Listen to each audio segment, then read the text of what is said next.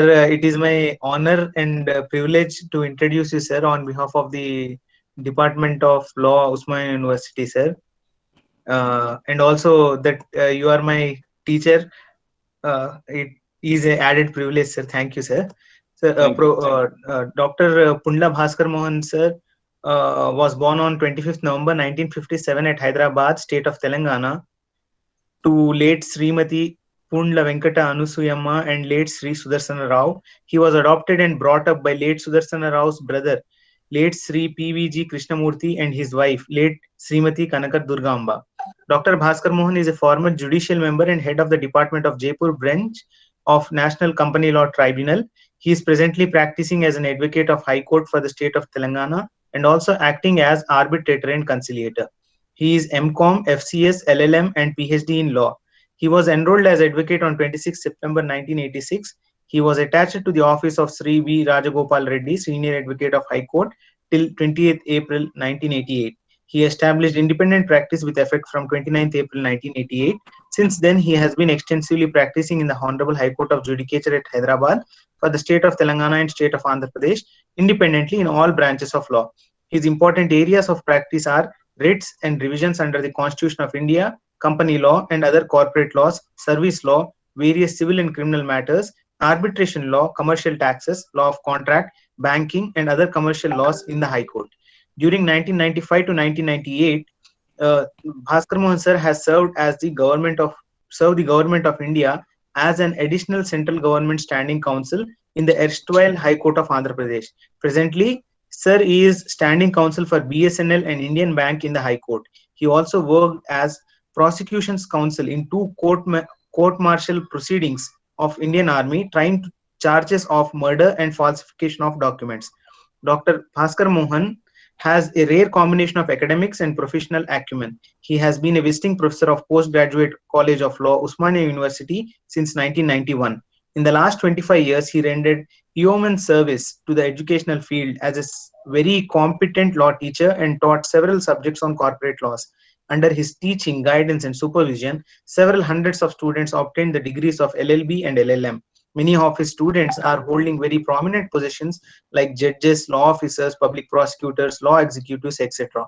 He has brought a fusion between courtroom and classroom. He served the Osmania University during 2016 to 2018 as a member of Board of Studies of Faculty of Law and revised the syllabus for LLB and LLM courses. He also convened the first national law exhibition in India during May 2017. Sir is associated with the International Center for Alternative Dispute Resolution (ICADR) at Hyderabad in collaboration with Null Sir, University of Law, as a founding faculty member since the year 2000, from the introduction of PG Diploma in ADR till the end of academic year 2015. He taught arbitration and commercial laws at this center. He also trained the students on simulation exercises on arbitration and conciliation since the year 2000.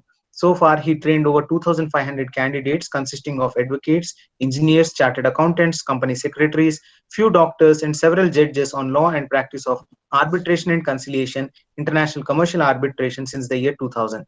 He also authored the study material on Arbitration and Conciliation Act for the PG Diploma in ADR of ICADR. He has taught the postgraduate students of Nalsar University of Law as visiting professor for the subject of corporate laws for several years. He is the master trainer for the Institute of Company Secretaries of India in conducting training programs and courses on ADR and arbitration. He acted as a sole arbitrator on several issues to resolve the disputes between Messrs. Macro Care Clinical Research Limited, Hyderabad, and its employees. As a resource person, Sir is associated with AP State Legal Services Authority and also the AP Judicial Academy in conducting training programs for judicial officers, advocates, and others on law relating to mediation, conciliation, and arbitration, and related simulation exercises, and also Section 89 of the Code of Civil Procedure 1908 since August 2006. He is also associated with the National Judicial Academy Bhopal as a resource person in conducting programs for judicial officers on the subjects relating to alternative dispute resolution since September 2006. Sir was awarded PhD in 1998 for his thesis entitled Prevention of Oppression and Mismanagement under the Companies Act 1956, Problems and Prospects by the Osmania University, Hyderabad. Several of his articles were published in leading law journals like AAR, ALT, ALD, and other books containing compilation of articles on the subject of law. He was unanimously elected as a member of the Executive Committee to the AP High Court Advocates Association consecutively for 2 terms during 2005-2006 and 2006-2007. He was nominated by SEBI as Public Representative Director on the Board of Hyderabad Stock Exchange Securities Limited during 2004 to 2007. He is associated with Administrative Staff College of India for over 15 years and conducting programs on arbitration and conciliation. He is also associated with national institutions like Engineering Staff College of India and Central Institute of Rural Electrification in conducting training programs on arbitration and conciliation. He is a life member of the Indian Law Institute, New Delhi. He has made an outstanding contribution in the area of ADR as a master trainer, and his training has resulted in gaining excellent knowledge on ADR, both theory and practice, by the participants who are now acting as mediators, conciliators, and arbitrators and serving the society effectively. He was appointed as subject expert presenter scriptwriter on the areas of law of banking and law of investment and securities by the Educational Multimedia Research Center of the EFL University, Hyderabad on 15/4/2015 for production of e-content programs for launching on the website of UGC CEC MHRD. He delivered 14 hours of video lessons. He was appointed as a mediator by the National Company Law Tribunal Jaipur bench on 12/12/2019 to resolve the disputes between Messrs. Banwar Singh Chauhan and others versus Messrs. Indana Pet Industries Private Limited and others. He appeared before several arbitrators on different subjects. Prominent among them are late Sri Justice K. Punaya, Sri Justice A. Lakshman Rao, late Sri Justice T. C. H. Surya Rao, late Sri Justice Dasratha Ramireddy, Sri Justice T. N. C. Rangarajan, Sri Justice C. V. N. Sastry, Sri Justice C. V. Ramulu, Sri Justice A. Gopal Rao, Sri Justice Seshasena Reddy, Sri Justice Reddappa Reddy, and Justice Sri Navamohana Rao. Sir, thank you so much, sir, for being with us. And I request you to please continue with the session, sir. Thank you so much. Professor Vinod Kumar, the Head Department of Law, and Mr. Irfan, and all the learned participants. Very good evening once again to all of you. And I convey my profound gratitude to the Department of Law, Osmania University, to share a little of my experience and thoughts with you on this august occasion. In fact, the topic given to me is, my dear friends, the practice of corporate laws, issues, challenges, and strategies.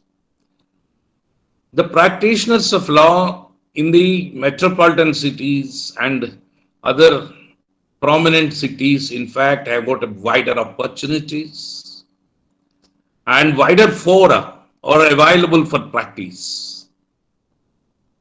In that regard, the prominent fora happens to be the National Company Law Tribunal, the Securities Appellate Tribunal, a tribunal for deciding the disputes relating to the Foreign Exchange Management Act. So, since the jurisdiction of High Court has been shifted to this particular National Company Law Tribunal, this is a very relevant subject for us, that what are the areas of practice? Because the topic given to me is the practice of corporate laws. The issues involved, the challenges and the strategies. The core area of practice for the youngsters as well as experienced lawyers, a combination of both. Dear friends, let us first examine what is this term corporate laws. The laws relating to running of affairs of a corporate entity. Corporate law does not mean only Companies Act. There are multiple enactments which govern the conduct of a corporate entity in our country. Then friends, that is the reason why the necessity of a company secretary is found, and then instead of company secretaries has been brought into existence by Companies Act Section 25 originally, and then subsequently by statute, the Company Secretaries Act by the Indian Parliament.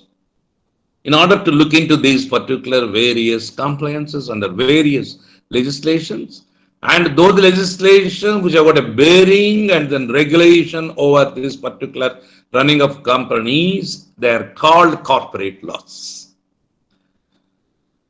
What are the prominent corporate laws? Because we had to first go to the roots, then slowly, what are the areas of practice? For areas of practice, what are the fora? Then, what are the issues and challenges then? This is the way I think we had to look into this particular subject matter. Friends, in fact, when in my very younger days, 86, 87, I was aiming to become a corporate lawyer. I thought corporate lawyer means only company law. Then, as I started learning from my senior, I found it is not only company law, there are several other related laws which have to be, one has to get grip over those areas. Otherwise, he can't become a corporate lawyer. In fact, in 89, ITC Group has independently entrusted me with certain matters. Then I found it is not corporate law. A corporate lawyer is supposed to be a good civil lawyer, a good criminal lawyer, a good constitutional lawyer. He is an all-round all in all, he must be an all-rounder. He must be like a Kapil Dev, an all-rounder. Otherwise, he can't survive as a corporate lawyer. Because the ITC Group asked me few advice on company law. Subsequently, they have shifted the focus to property laws. Then I found how the importance of property laws is the Transfer of Property Act, the Indian Stamp Act, the Indian Registration Act. And today, there are other multiple enactments which have come, RERA also. Every corporate entity, especially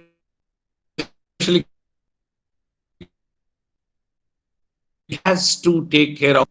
So friends, that is the reason why RERA has got its own significant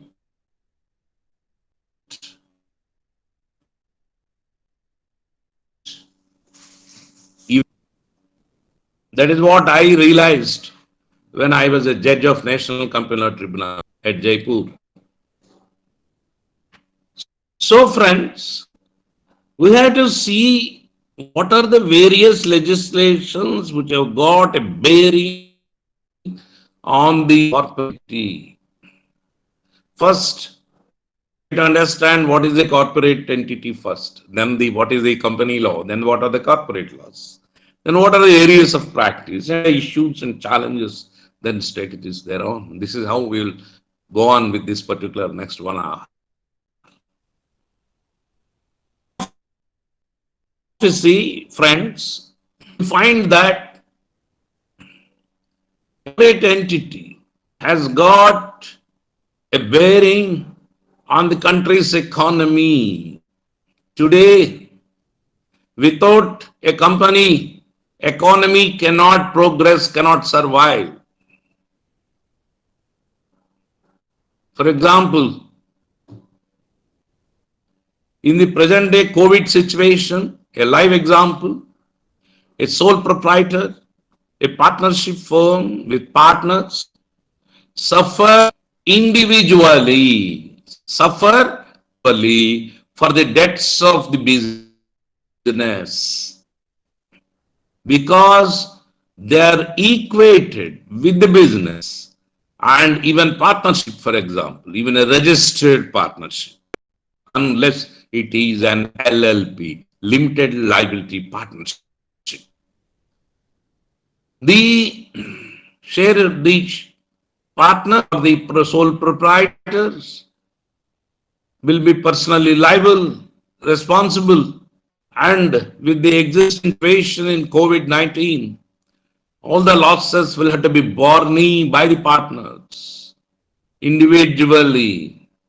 And if there are 5 partners, 4 partners could not, then the partner who could to bear the brunt. Same is the case with an individual, maybe he is running a big chain supermarket, which was blooming once upon a time. Today it is sinking. So, friends, now you see that entity, a company has incurred so many debts. Ultimately, the company only is liable. The shareholders are liable to the extent of their share capital only. That is the concept of corporate entity, the magic of corporate entity. So, friends, today a corporation, a company, as an independent entity, different from the shareholders, different from the employees, different from the management, and having an identity of its own in its own way. First verse or whatever. Solomon and Company, Solomon versus Solomon and Company Limited. Lee versus Lee Farming Company Limited. Indian concept, Re Kondoli Tea Company Limited. A corporate entity, a company, ultimately will survive. In this COVID, if it has to be wound up, it of COVID, a securitization suit from a banker is now prohibited, of course. An IBC in the national company at the moment, it is postponed for 1 year. What happens? A corporate entity will survive. A corporate entity will survive. And then, if at all it has to be penalized, it would be in its own name to shareholders, unlike the partners or an individual sole proprietor. I hope now I have explained the concept of corporate entity in the present scenario of COVID 2019. In that event, a question comes then, how is that the areas of practice of corporate law is very important in the present day scenario. Corporate entity is basically owned by the Companies Act 2013. Earlier 1950, now it is 2013. Then corporate entity further is also governed for its shares, debentures, securities. It is governed by various allied corporate legislations. Like it is governed by the Securities and Exchange Board of India Act, governed by the Securities Contracts Regulation Act, governed by the Depositories Act. It is also governed by Foreign Exchange Management Act. Needless to say, it is overall basically governed by the Indian Contract Act. So, friends, these multiple enactments direct different fora dispute resolution, different regulators for running the affairs. As for example, I have to probably explain the basic structure of a corporate entity before I take you through the corporate laws. A company is formally, a company can be a private company or a public company. Basically, the distinction is that a public company, one which invites the public for subscription to its shares, It can or it need not, but it can, and then it can quote in the stock exchange. It can take loan capital and share capital from the public. A private limited company, for example, cannot do that. It has to do only through private placement as provided under the provisions of the Companies Act. And a private limited company cannot request the public to contribute to the share capital or loan capital as the case may be.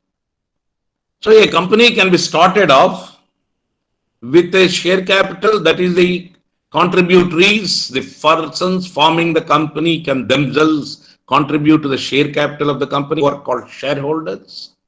Or in other way, they can get the loans by way of debentures, bank loans, short-term loans, long-term loans, bonds, and so on and so forth.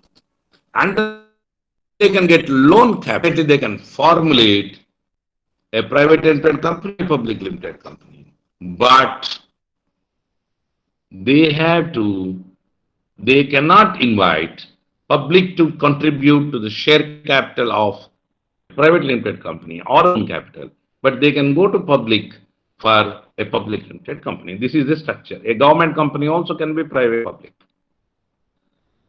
In that event, it is a public limited company or a private company with regard to the formation, with regard to the directors, with regard to running a fight, with regard to meetings, with regard to its various multiple activities, both public and private limited governed by the of the Companies Act 13.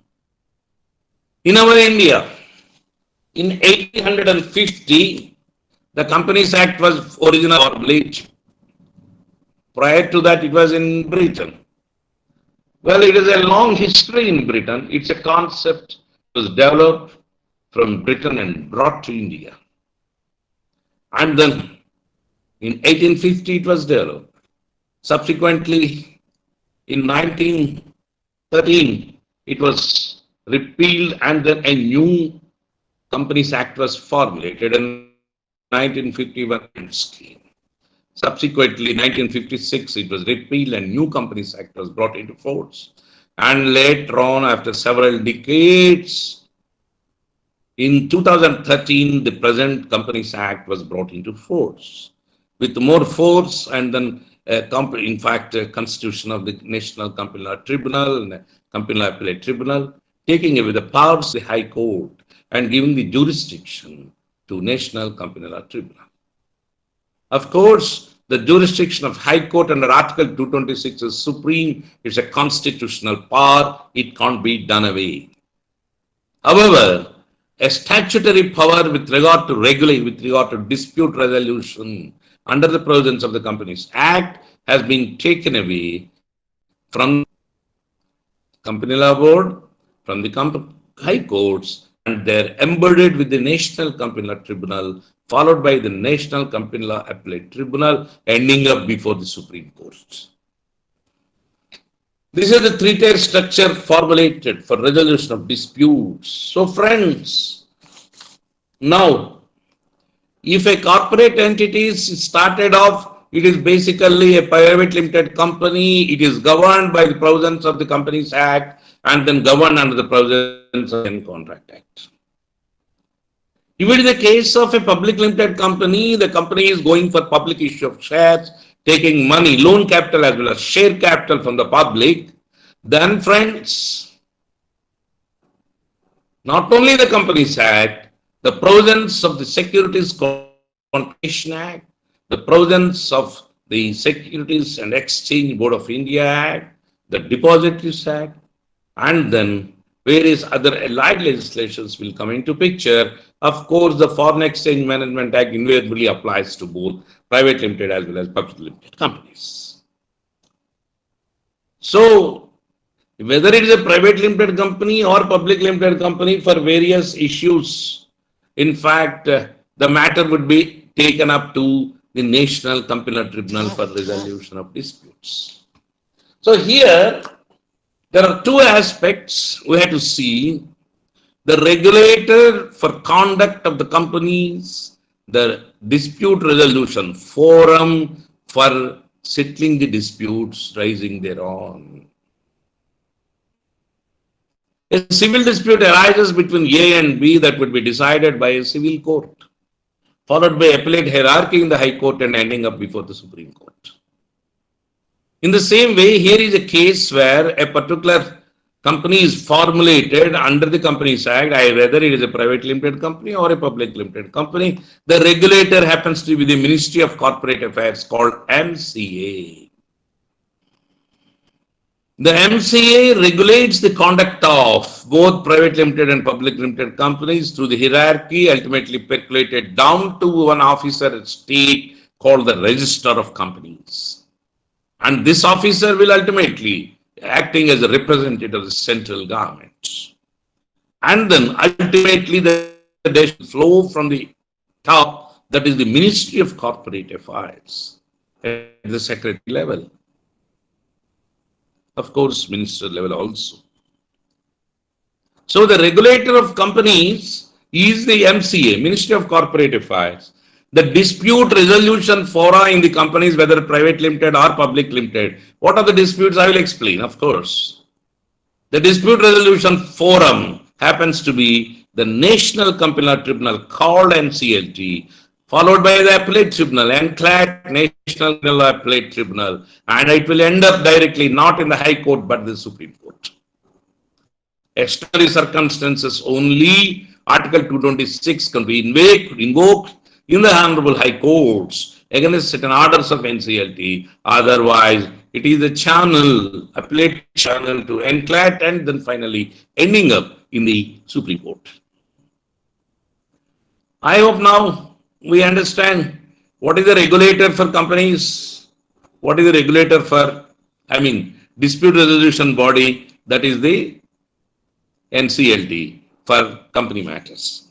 Now it is a case of public limited companies where loan capital or share capital drawn public participation with invitation. Then the regulator is the Securities and Exchange Board of India, which is constituted under the Securities and Board of Exchange of India Act. The SEBI is the regulator. Time to time it issues rules, regulations, and then directions, guidelines, and it moves on.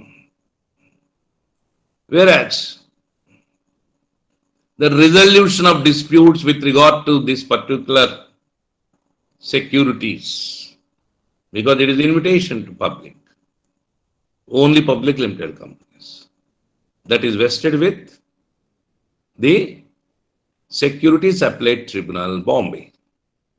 National Company Law Tribunal is having almost benches all over the state capitals, in all states. Principal bench being at New Delhi. And the NCLAT is now having a bench at Madras also, Delhi and Madras. So friends, now we understand here,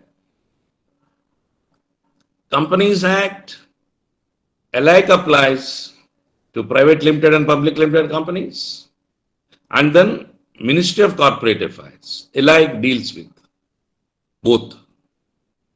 That is the regulator. And dispute resolution, it is the National Company Law Tribunal followed by National Company Law Appellate Tribunal ending up with Supreme Court. No High Court except under Article 26 extraordinary jurisdiction.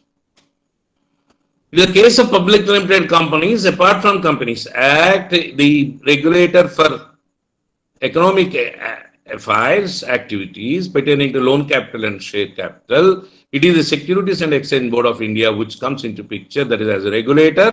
It is established under the Securities and Exchange Board of India Act, and further the dispute resolution is concerned with regard to these economic activities of public limited companies only with the Securities SAT Appellate Tribunal situated at Bombay. Only one tribunal at the moment. No benches are constituted, even the provision is there in other states, so now it is centralized in Bombay only. Then friends, for FEMA, Foreign Exchange Management Act, which may have an application for both private and public limited companies, then it would go before the appropriate, the tribunal. and then the tribunal will take care of this particular matters at New Delhi. So now we have to see that as lawyers, we have got ample scope of practice before the Securities Appellate Tribunal or before the National Company Law Tribunal. The jurisdiction and the constitution, the functions, the powers of Securities Appellate Tribunal are different from the National Company Law Tribunal.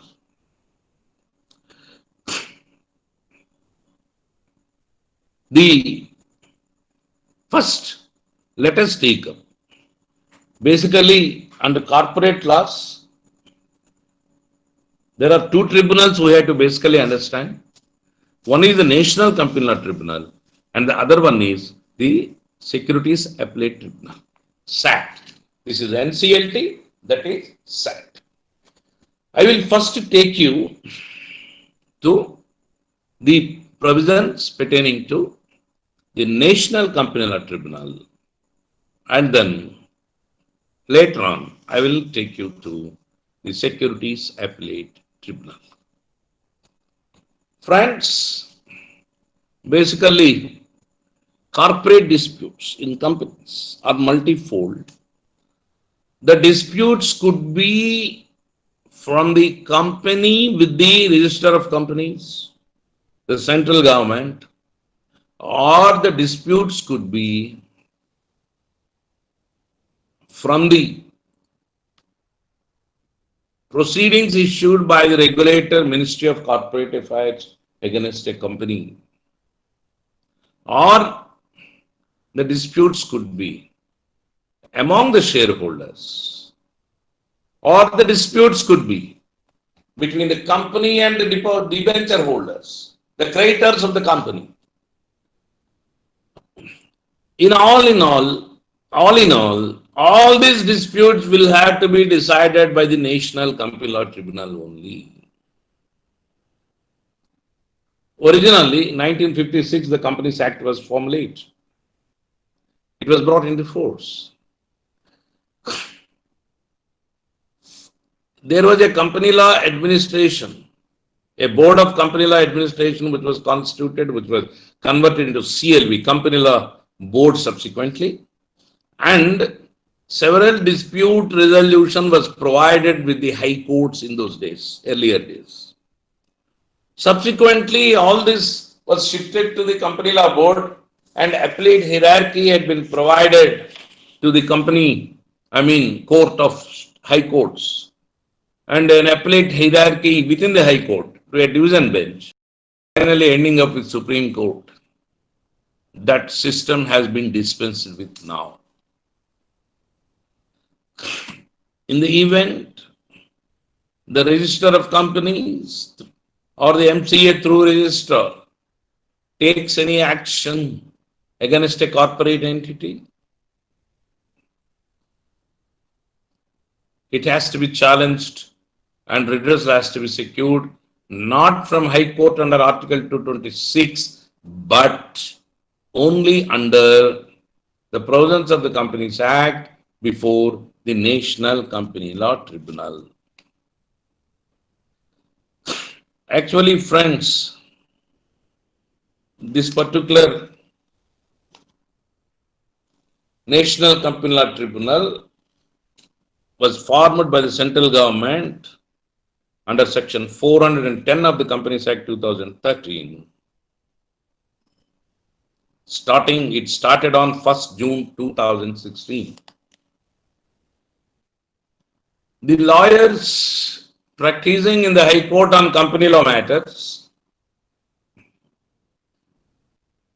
the lawyers on corporate lawyers will have to practice before the High Court on company law matters, will have to practice before the CLB on company law matters, and will have to practice before the Securities Appellate Tribunal, Bombay, for economic issues.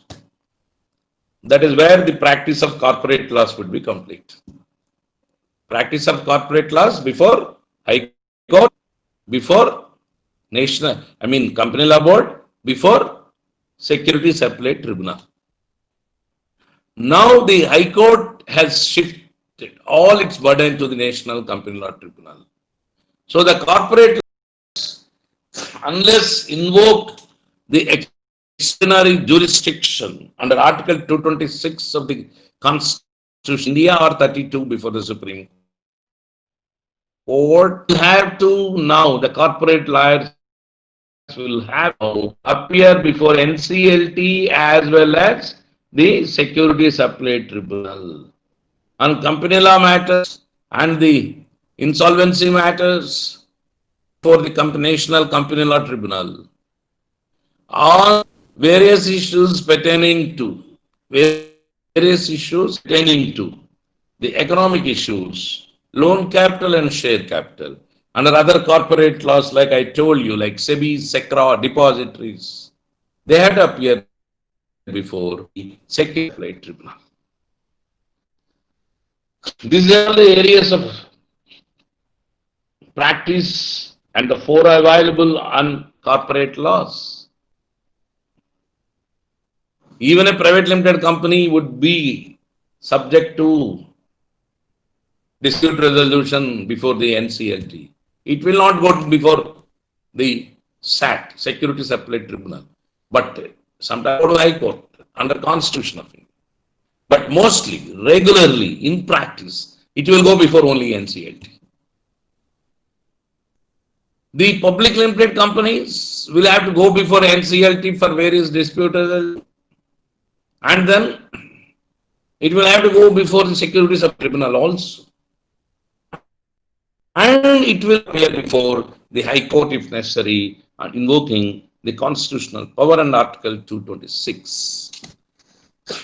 Now, friends, with this background, as I told you now, the concept of corporate entity, the advantages, and the running of its affairs, and it is a division of private limited and public limited, the segmentation, and with that the application of corporate laws. If it is a private limited company, it is only Companies Act which will apply in the Indian Contract Act. It is a public limited company, then it is the Indian Contract Act, Companies Act, and then other corporate laws like the SEBI, SECRA, depositories, all these enactments will apply alike on this particular public limited companies. And the dispute resolution fora is concerned. One is the National Company Law Tribunal, and the other one is the Securities Appellate Tribunal. Against Securities Appellate Tribunal, appeal goes to the High Supreme Court.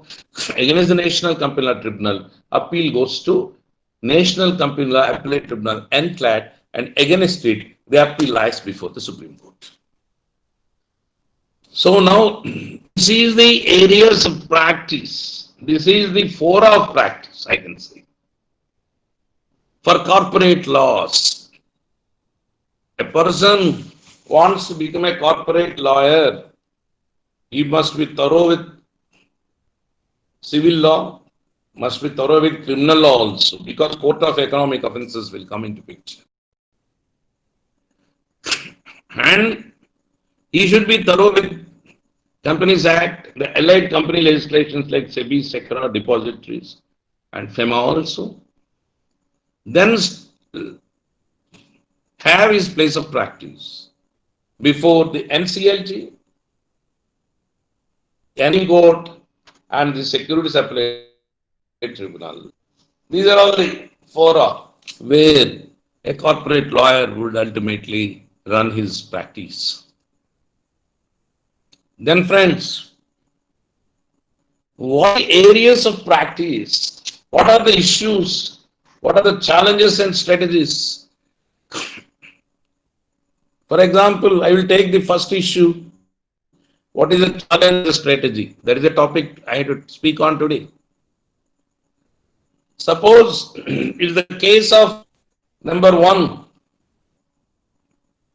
under the Companies Act, not for private limited but for public limited companies. Then for public limited companies, the issue is, for example, the first issue as misstatement in prospectus. Derry versus Peak. Misstatement in prospectus. The misstatement in prospectus means a public limited company can invite the public to subscribe to its share capital or loan capital, the public, through a document called prospectus. The prospectus should contain the necessary information which is stipulated now by the SEBI regulations.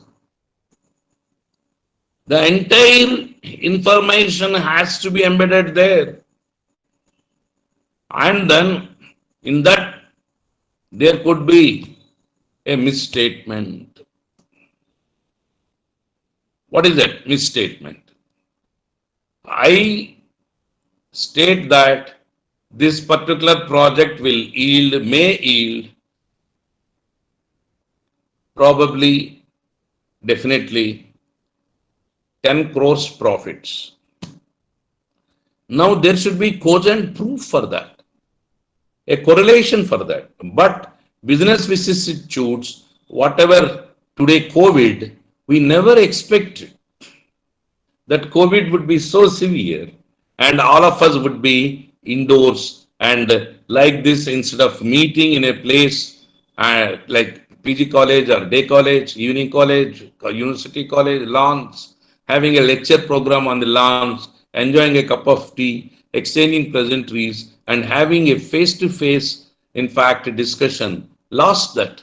We never expected. I never thought my courts would be, in fact, in 35 years of my practice, in fact, never thought I would be virtual and sitting in my chamber for 12 hours, 13 hours I would be working. Most of the daytime, me and my colleagues would be moving around in the courts. And then we are locked up today because of COVID. Started in March. In fact, in January and then March, beginning, I was in Delhi. And then having a direct arguments in the courts. End of March, whole situation changed. So I have issued a prospectus. And then in the month of October 2019, it went on well. Suddenly business collapsed in March ending. And March to now, the whole company collapsed. 60% staff retrenched. Now please see, is it that I made a misstatement in the prospectus? This is force majeure. This is vis major. Act of God. Act of God. So, what happens here is, the issue is what constitutes statement and what is the effect, cause and effect.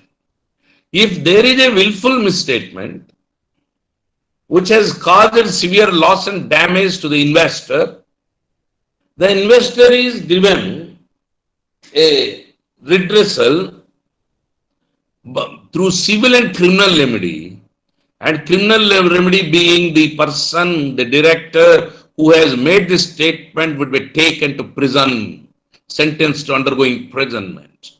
And the civil remedy being the person who has made this statement would be fastened with a civil liability and he would be directed to pay compensation, damages to the affected person. This is the issue. Now, what is the challenge and strategy? Now the advocacy comes. We have to prove this misstatement is not a misstatement. This particular statement is not a misstatement. It is a misstatement if it is made intentionally. If it is a statement made with a true belief that it is true, then it is not a misstatement. I am talking of corporate laws, issues, challenges, and strategies. One best example. So as a lawyer, now I have got a subject of issue. There is a misstatement and then a summon has been sent by the Register of Companies. And the Register of Companies is the person who can handle it, or in a regular criminal court also, by the parties, or in civil court also. Mostly misstatements are taken care of the Register of Companies, and he issues notices, and then matter would be ultimately taken up to the Court of Economic Offences, a criminal court, and then ultimately it will end up either in acquittal or punishment. Civil side, civil suits, damages, and then it is only civil matter, civil suits, and then the issue would be taken for claiming damages against the person who made a misstatement.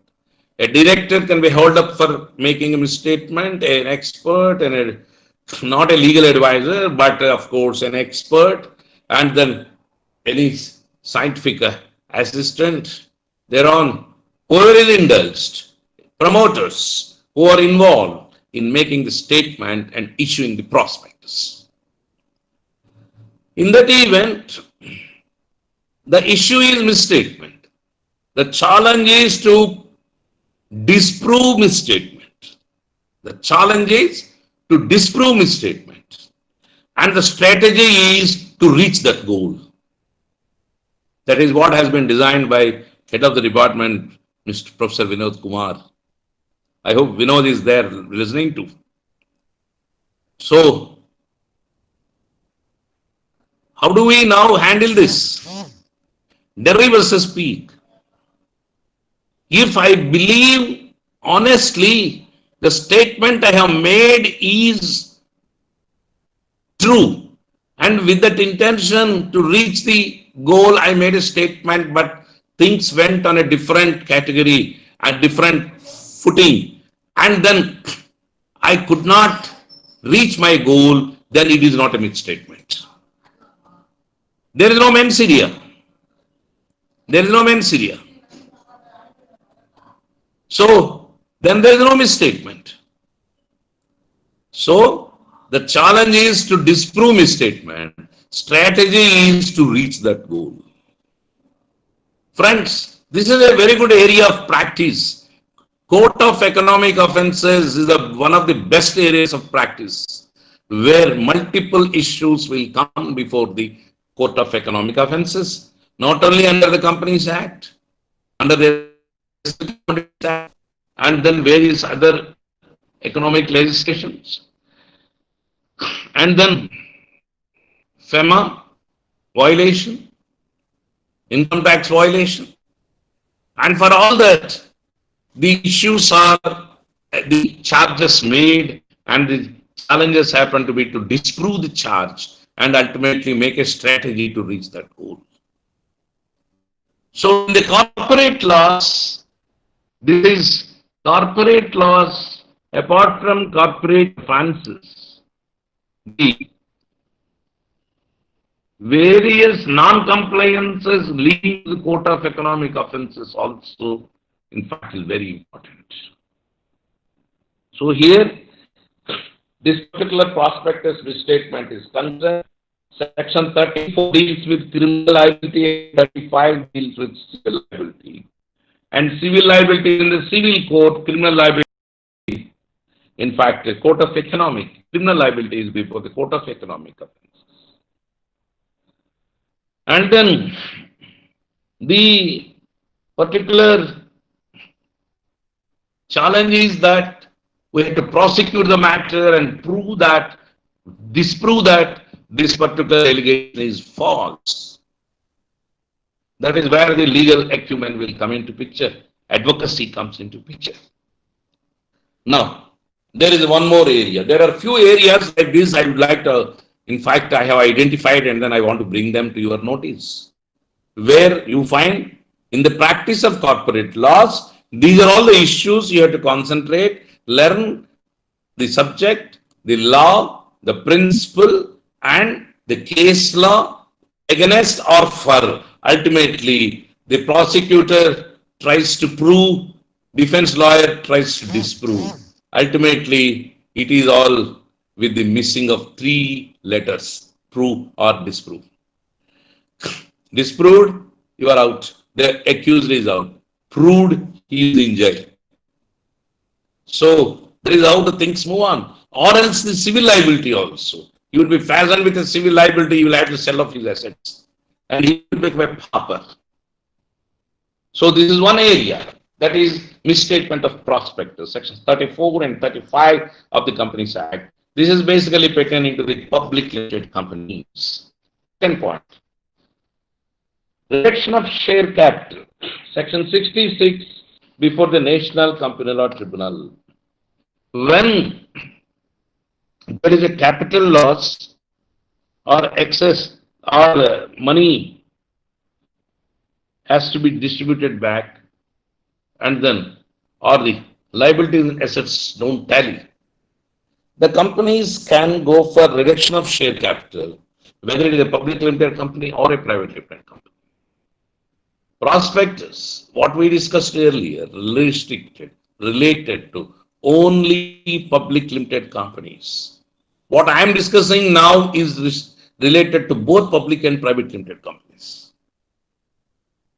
Then the reduction of share capital has to be approved by a special resolution of the shareholders of the company, supported by an order from the National Company Law Tribunal, and the National Company Law Tribunal having appropriate jurisdiction bench will issue notices to the shareholders, notices to the creditors.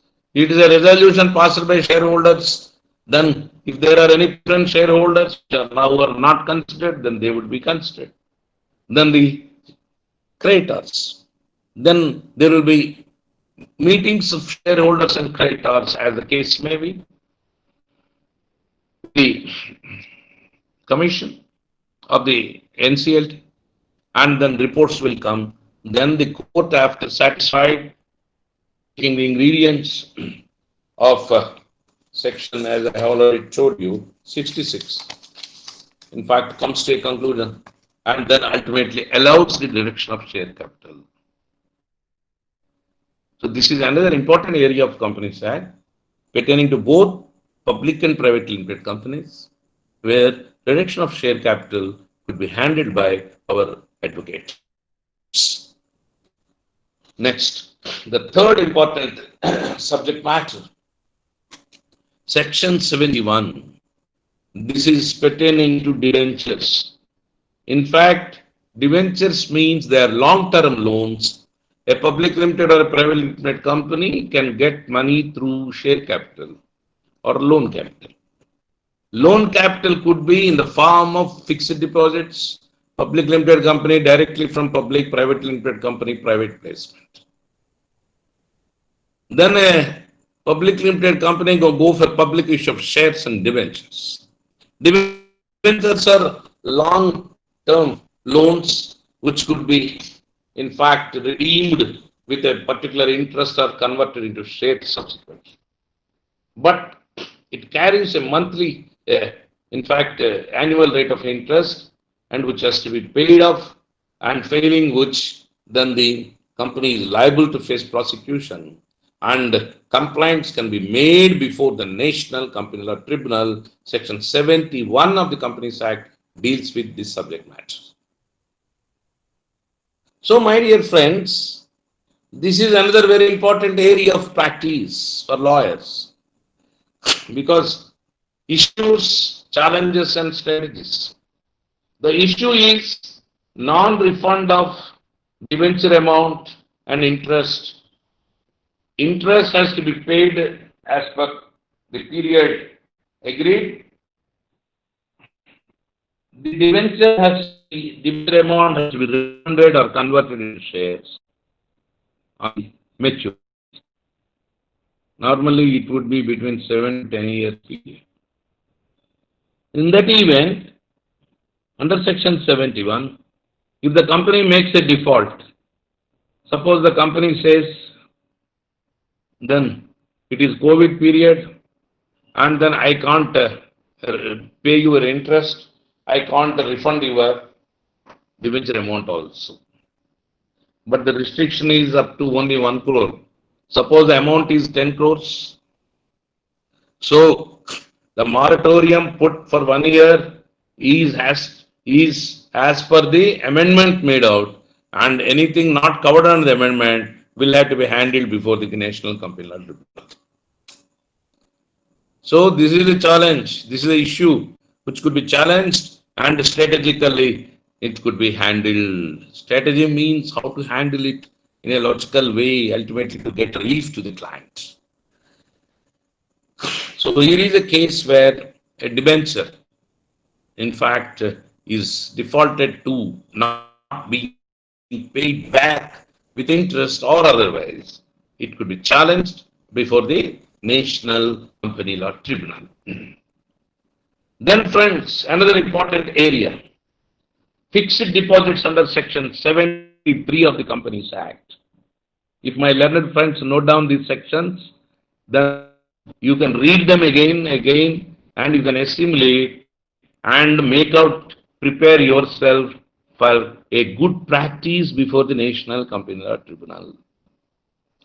Because these are all the subjects which come before the National Company Law Tribunal. So, friends, what is this fixed deposit? Whether it is a private limited company or public limited company, get loan capital from the public, then that is called fixed deposits. The fixed deposits could be taken from public by a public limited company, but through private placement by private limited company. Now the important issue is that in the event the interest on fixed deposits is not paid, in the event the fixed deposits are not the maturity period, then the matter could be taken. Section 73 of the Companies Act deals with the subject matter, and the NCLT can pass appropriate orders, and if they are not complied with, it will amount to contempt of court. The kind of security we have got now for debentures and fixed deposits earlier was not there. I have handled, before this particular provisions came in, several issues of fixed deposits and then debentures before the consumer forum. Even now we can handle it. Is additional remedy. Consumer forum is additional remedy. But the speciality here is that the National Company Law Tribunal has got such kind of powers that even one share or one debenture holder, even one fixed deposit holder can make a complaint. Depends upon the accessibility. A person is living in a district, NCLT is not accessible. 800 kilometers away from NCLT. Let him go to Consumer Forum. A person is in Hyderabad, let him go to NCLT.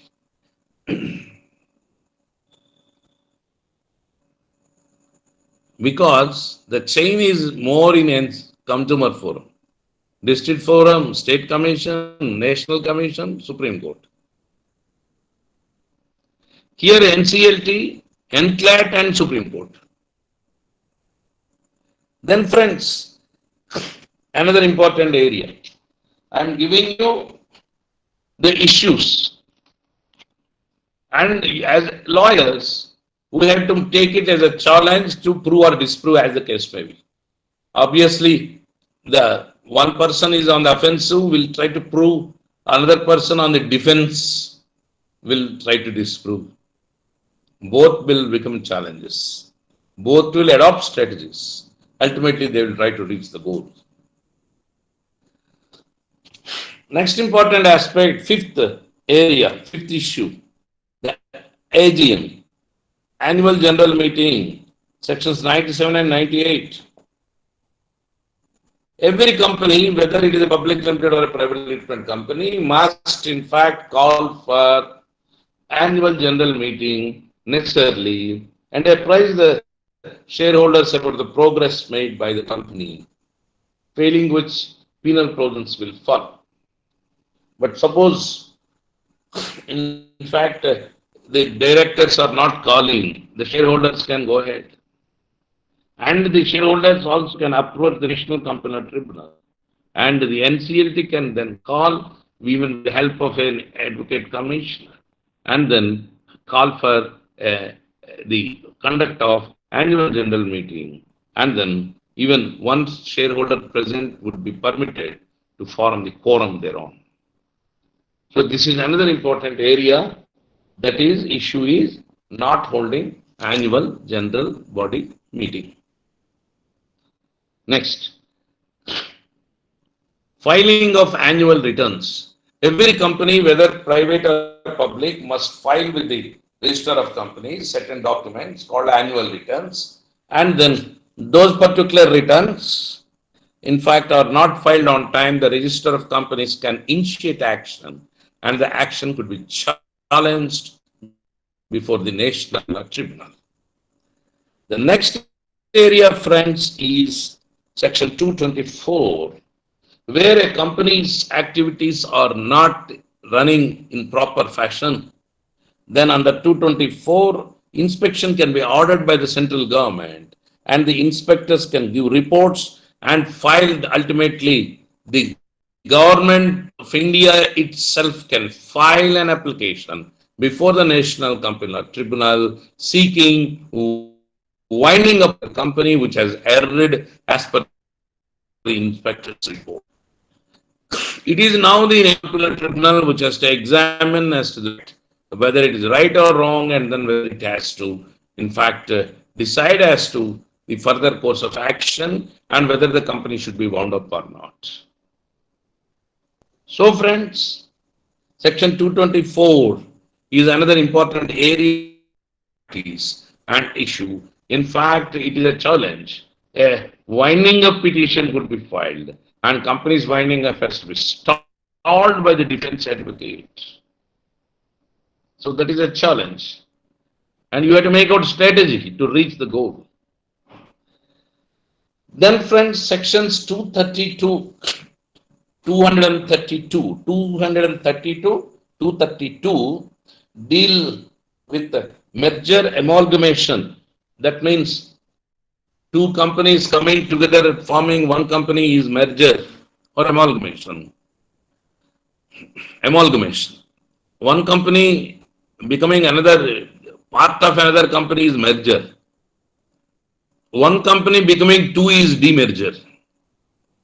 Ultimately, all these things are taken under sections 230 to 232, and this is a challenging subject, in fact, of practice, and that is to be decided by the National Company Tribunal only.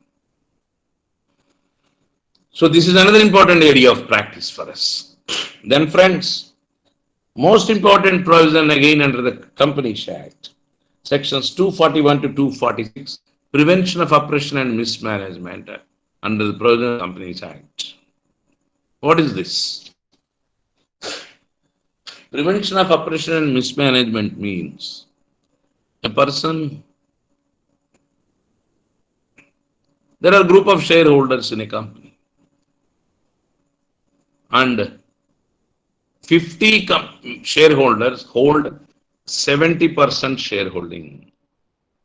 50% hold 70% shareholding. So they are majority. Rest of the people are minority. And this particular majority has to act how they had to act. In fact, the directors of the company must act in accordance with the provisions of the Companies Act, where the Companies Act stipulated as the do's and don'ts meticulously. Second, they have to act in accordance with the memorandum and articles of association of the company. They cannot go beyond the stipulations of memorandum of association or articles of association. If otherwise, it is called ultra virus. Then they can't go against the regulations, rules, and then other circulars issued by the SEBI, in fact, or the MCA. So anything is done, and the minority shareholders suppose question, the majority tries to snub voice of the minority, then it is taken as prevention of oppression and mismanagement. The rule of first versus hard bottle tells that the majority rule will prevail always. However, in the event of any oppression shown against the minority, by the majority or even by the minority against majority, vice versa, then the matter will be taken before the National Company Law Tribunal under Section 241, and under 242 the Company Law National Company Law Tribunal is embedded with multi-dimensional powers, extraordinary powers. It can remove the board and replace the directors. It can do and undo things. Ultimately, it will do all the needful to put the company on track. That is how it goes on. That is under sections 241 to 246 of the. It is very challenging area of practice for the lawyers, a very challenging area for the lawyers. And then number of cases. I would say it is my PhD subject. The volume of case law is equivalent to the volume of constitutional law. You take all the high courts as well as the Supreme Court thereon. So we are talking of issues. So this is 241 to 246. This is one particular issue thereon. And the challenge is to prove and disprove, and then the strategies to be worked out with regard to the appropriate strategy to be made out to win the matter. Either way, either on the advocate on the offensive or the advocate on the defensive. Now, friends, another very important area today for every, in fact, young lawyers is that it is for young lawyers, no doubt, Section 248, removal of name by register of companies. There are people who start a company and subsequently they will shut down the shutters, roll down the shutter, and then they don't take care. Well, a company once incorporated can't be shut down. It has to be closed again through legal process. You have to go for winding up proceedings, voluntary winding up. So for that reason, if you don't take any action, the register strike it off as a defunct company. If it is struck off as a defunct company, then with a period of 20 years, it can be revived under Section 252, which is technically called restoration. Power is vested with only National Company Law Tribunal. Power of restoration is embedded with only the National Company Law Tribunal. Then, friends, another last but not least important under the Companies Act pertaining to winding up of companies, Section 271.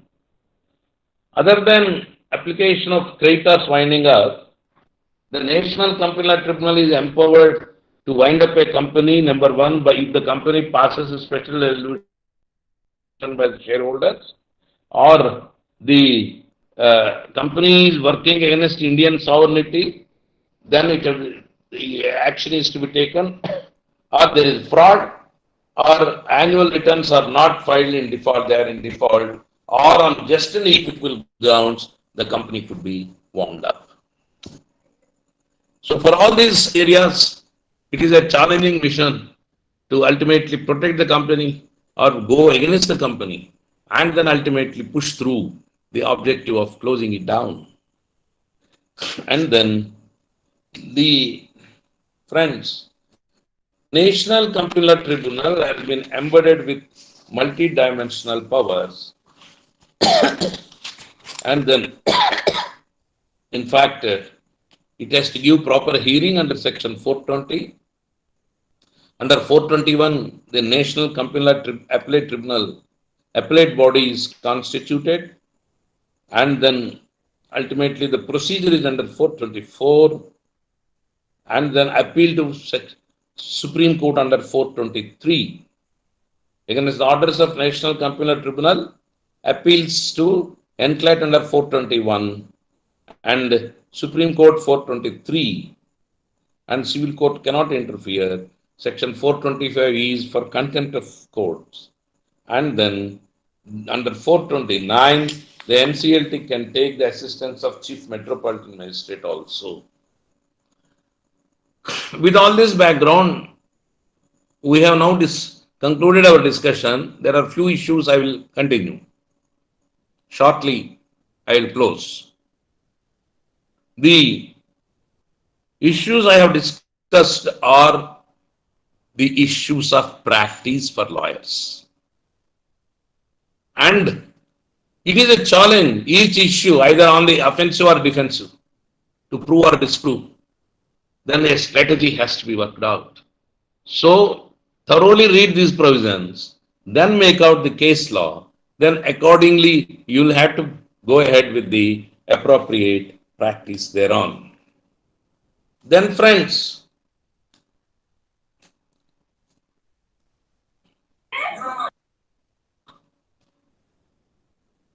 second issue now. Under Companies Act, it is over. Then, friends, there is now another important subject matter.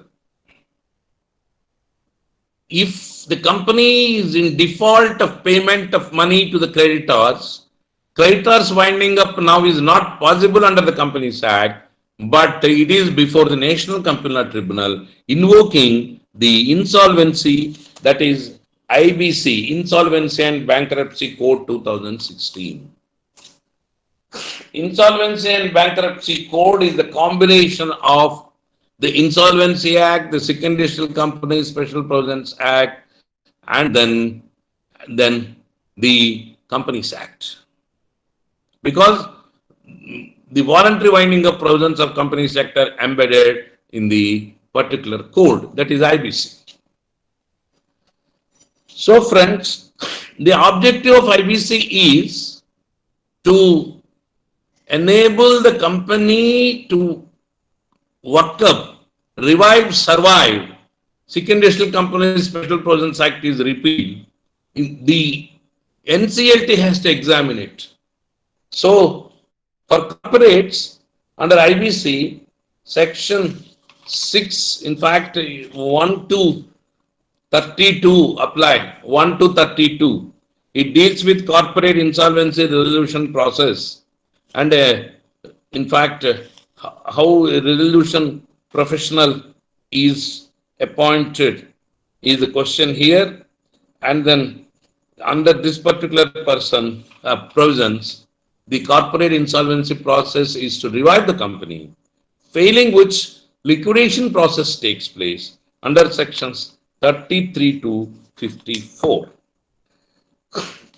Then, friends, the regular insolvency process for individuals and partnership firms now taken under section 121 to 148. So, the IBC, so far corporate laws are concerned, you are concerned with section 1 to, in fact, sections 77, 1 to 77. Under that, 1 to 32 is CIRP, Corporate Insolvency Resolution Process. 33 to 54 is the liquidation process. And then 55 to 58, fast track corporate insolvency. 59 is voluntary liquidation. And 60 to 67, adjudicating authority for corporate persons. Is the NCLT, and then the appellate authority is 61. Then the offences and penalties the minimum for this particular subject. In fact, this insolvency and corporate resolution process now has become a viral. And then forget about the moratorium put under COVID. That is not the subject before us now, because ultimately COVID will go, and then the enactment will start functioning, running its space. So what is important here is that this is another important area of corporate practice, corporate issues, that is CIRP, and that is creditors winding up or voluntary liquidation or liquidation thereon. Then friends, this particular CIRP IBC is applicable to both private and public limited companies again. Now the third phase, the particular public limited companies are to confront with several economic issues under SEBI Sector Depositories Act, and if there is a particular penalty, the regulator happens to be SEBI and it will impose a heavy penalty where the penalty amount can be even 25 crores of rupees. 25 crores of rupees. Under those circumstances, this particular penalty amount could be challenged, the action taken could be challenged, shutting of stock exchanges can be challenged, issuing any restrictions could be challenged. So for all this, the area of practice, the forum is the Securities Appellate Tribunal, Bombay. So now from the NCLT, the scene is shifted to Bombay. NCLT is having benches all over India at every state capital. Principal bench at New Delhi. Here it is only one bench which is at Bombay. That is Securities Appellate Tribunal. So far the NCLAT is concerned, National Company Law Tribunal. It has got the principal bench at New Delhi and then another subsidiary bench at Madras now, Chennai. So friends, with this particular background, you can mold your practice, read thoroughly SEBI Sector Depositories IBC Companies Act, especially these provisions which I have narrated, and then you thoroughly study them, then you can make out a very good practice before all this particular fora, either before National Company Law Tribunal, Appellate Tribunal, Supreme Court. In the same way, before the Securities Appellate Tribunal and the Supreme Court. And the constitutional, extraordinary circumstances, constitutional remedy, that is, in fact, the high courts thereon, as and when it is extraordinarily necessary. So with this background, I think I have tried to dealt with the basics pertaining to the practice of corporate laws issues, the challenges and strategies. Sir, the first question, what are the issues and challenges faced by legal fraternity under liberalization and globalization policy? Okay. See, under the liberalization and globalization policy, the corporates expand. When corporates expand, the provisions I have narrated under Companies Act or under sector SEBI depositories before SAT will come into picture. So automatically you are thorough with this, or IBC also, definitely you can have a good practice. Incidentally, you can also have grip over Consumer Protection Act. That is another area also you can expand, and then at least in higher fora you can concentrate like National Commission, State Commission, where the matters run into crores and crores of rupees. Insurance disputes, for example, in fact, they can be taken to consumer fora. Some of the issues of medical negligence of corporates, they also can be taken to consumer fora. That is how you can work it out. Sir, next question, sir. Sir, acknowledging the insertion of explanation to section 30, subclause 2, subclause E of Insolvency and Bankruptcy Code in 2018. Do you think, sir, that code needs further revision so as to address the rights of shareholders in approving a resolution plan? Explanation says, for the purpose of clause E, if any approval of shareholder is required under Companies Act or any other law for the time being in force for the implementation of actions under the resolution plan, such approval shall be deemed to have been given, and it shall not be a contravention of that act or law. So, for the purpose of clause E, it is a question of contravention. So, what they say is, for the purpose of clause E, approval of shareholder is required, it is deemed, it is given, even not given. What is important is that recently I have challenged an order of NCLT before High Court under Article 226, saying the NCLT approved the plan in spite of E that it has violated, contravened the provisions of Provident Fund Act. And then on that event, the matter is now pending before the High Court. Sir. Ultimately, I feel that there is no need for any further expansion. This is more than enough, according to me. So next question. Sir, is there any difference between, sir, can you please explain the Supreme Court decision relating to IBC during the COVID-19 pandemic? See, the Supreme Court said, so far the IBC CIRP process is concerned, that moratorium is given in the amendment to that amount, the IBC cannot be invoked. It is only a temporary phase, and once the COVID is lifted, then that particular period could be relaxed, or until that period expires, we'll have to wait. Because there is no point in closing down companies in this COVID period where already companies are closed. So it is illogical to close the companies. That is my opinion. Okay, sir. Sir, next question. Why do you think shareholders who initially oppose the company's proposals, be it with respect to squeeze outs, operation or mismanagement, etc., later on recourse to out of court settlements and exit themselves? Like the instance in the case of Vikram Bakshi. In this context, do you think that shareholder activism is present in an economy like India that is insider dominated? You see, there are many ways to ultimately reach a particular goal. So one such way is triggering a particular litigation in the National Company Law Tribunal, oppression and mismanagement concept.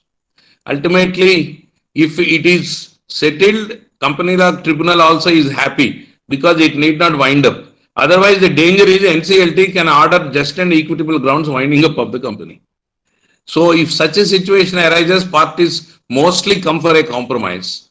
So sometimes in private limited companies, it is not possible. Then the only way is winding up, or else purchase of shares by one of others with a valuation done by chartered accountants or valuers, and then ultimately close the matter. Okay, sir. Sir, next question. Sir, can you please throw some light on challenges faced by investors due to decriminalization of company law? See, decriminalization of company law, luckily, has not gone to the extent of the rights of fixed deposit holders or debenture holders being affected in National Company Law Tribunal. So that is where the home buyers, the investors are still protected. So decriminalization concept has come in order to, in fact, not to victimize innocent people. That is the reason why that is not an alarming trend against the investors, I feel so. Okay, sir. Sir, next question. Good evening, respected sir. How to recover defaulted payments where the overseas company is not registered in India? See, overseas company is not registered in India, but it has got a branch, so it is called a foreign company. And like a domestic company, it is also amenable to the jurisdiction of National Company Law Tribunal. Okay, sir. Sir, next question. Sir, fraud attracts civil liability or criminal liability, and what is the meaning of corporate illegality? Is this term correct? See, whatever is done against law is illegal. Fraud is concerned, it could be taken to civil as well as criminal courts. If I am a victim of fraud, then I seek compensation, then I will put the company as well as the lift corporate wheel and put everybody in the civil court, claim damages, attach the properties. Criminal side, I will seek sentence to be imposed on the persons who committed this particular fraud. That is totally a different concept. But personally, I don't gain anything. My personal relief in terms of damages is only through civil court. Sir, thank you so much, sir. You have answered all the queries, sir. And now I request Dr. Vinod Kumar, sir, Head Department of Law, Osmania University, to kindly propose vote of thanks. It is my immense pleasure to propose vote of thanks my beloved senior colleague and a teacher, lawyer come teacher.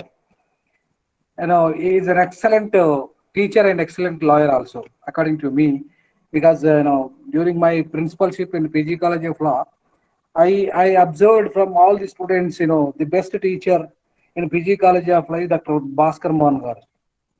So now most of the participants here also excellent session. They're giving in the messages. They're praising a lot, sir. Thank you so much. Your vast experience in the corporate law, but Thank you, sir. I am yeah, grateful. in various aspects of corporate law, you're explained well and excellent. No, I also learned lot of from this you from the Hello? corporate. I also learned, sir, lot of new dimensions of corporate law. So, but ultimately, the corporate fruits are must be given to common man. But there is a lot of mismanagement and misusing of the corporate affairs of the India. But let's hope the coming days give fruitful ness for the corporate affairs of India. So once again, I thank you so much for giving your valuable time and sharing your excellent views, excellent presentations. Thank you so much, sir. For all the participants, I thank you Thank you very much. on behalf of the Department of Law. Yes. Thank you, sir. Thank you. Good night, all. Good, Namaskar. good, Thank good, you. good night.